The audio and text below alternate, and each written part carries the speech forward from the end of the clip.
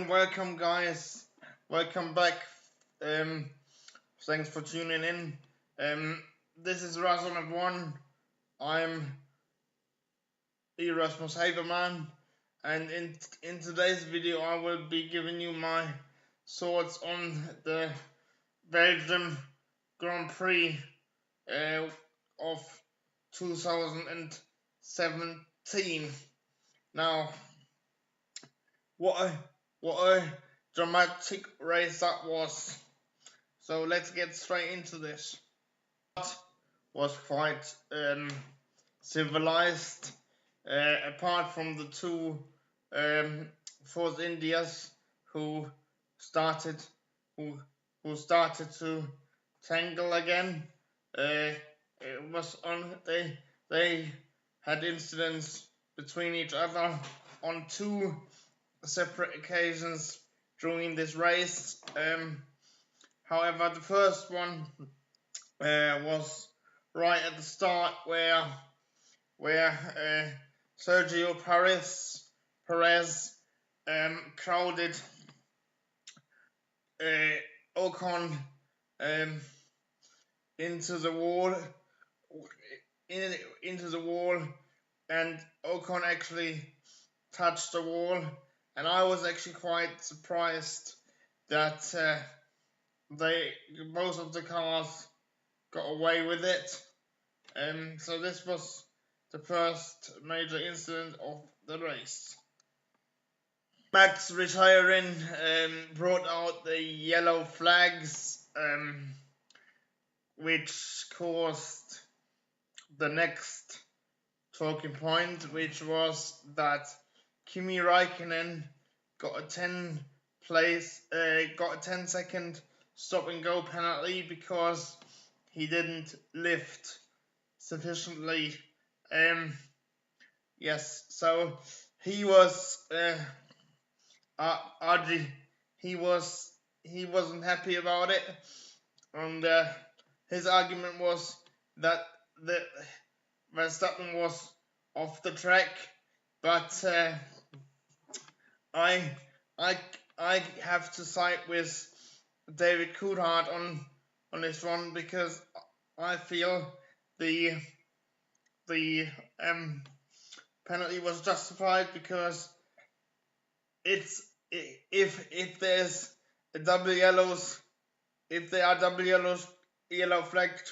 yellow flags being waved, it means that there are marshals on the track, and the marshals have to be able to conduct their work, i.e.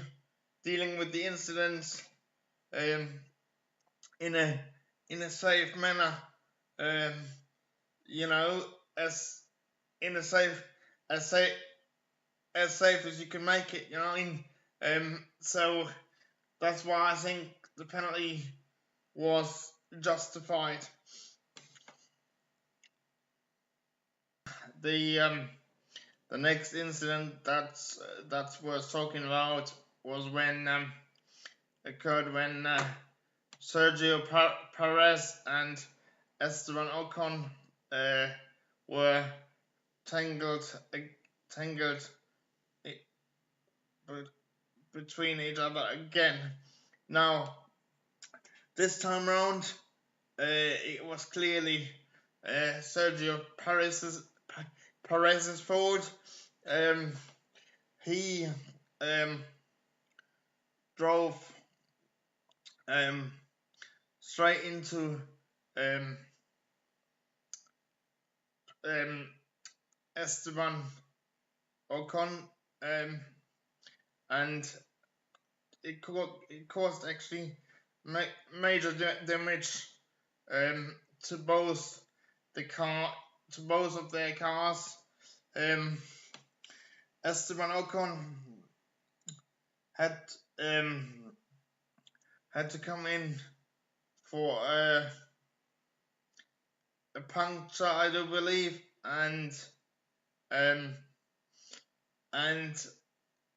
Sergio Perez had to get a new had to get a new tire because the tire actually came off the rim, and it did actually get reported to the stewards. Although I'm not too sure whether any. Actually, yeah, but the stewards deemed there was no action to be taken. But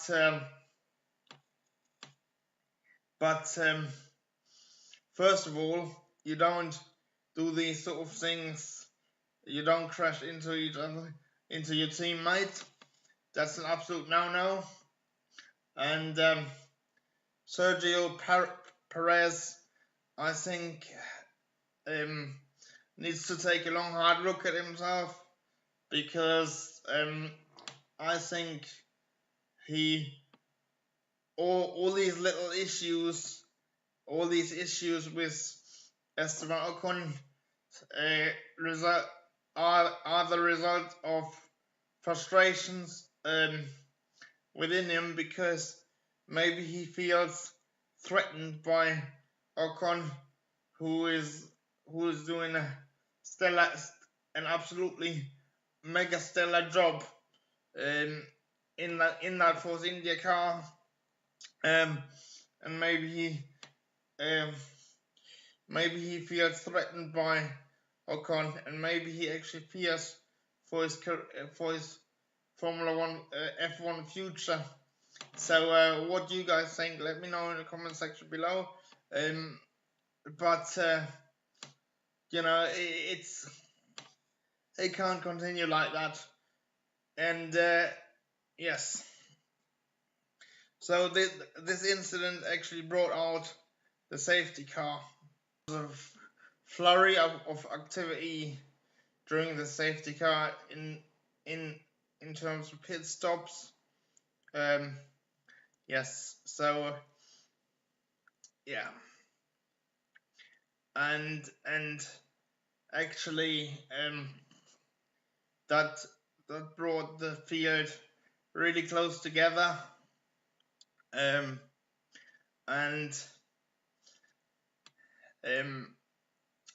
Sebastian Vettel was able to come close to Lewis Hamilton. However, he couldn't pass him for the lead at the restart. The Ricciardo jumped to third place at the restart, which was a massive gain, because he was in 6th position before the restart. The race finished with Lewis Hamilton taking his 58th Grand Prix victory of his career. Vettel came home second in front of Daniel Ricciardo. Amazingly, there were only 3 retirements in the Belgian Grand Prix, which were Pascal Wehrlein, who retired pretty much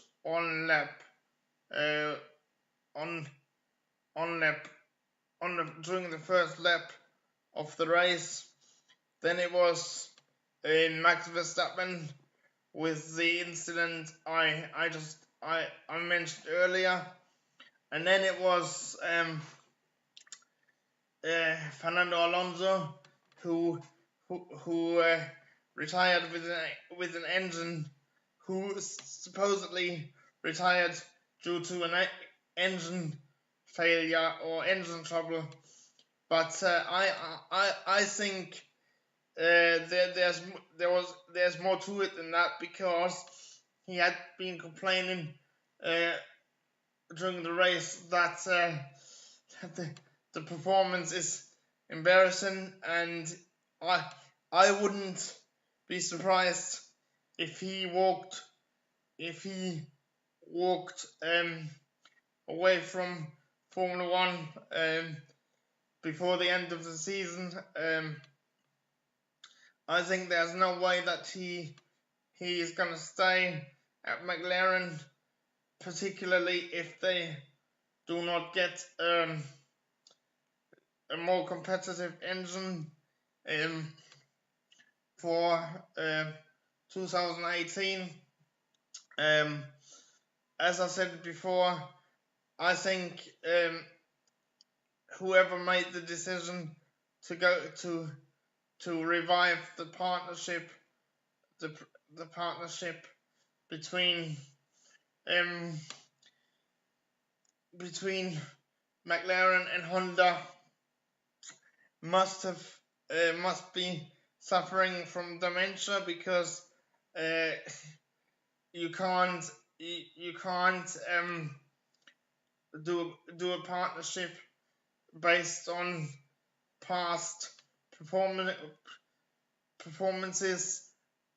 I mean, Honda and McLaren were virtually unbeatable during the late 80s and early 90s, when they were winning championships with Ayrton Senna and Alain Prost.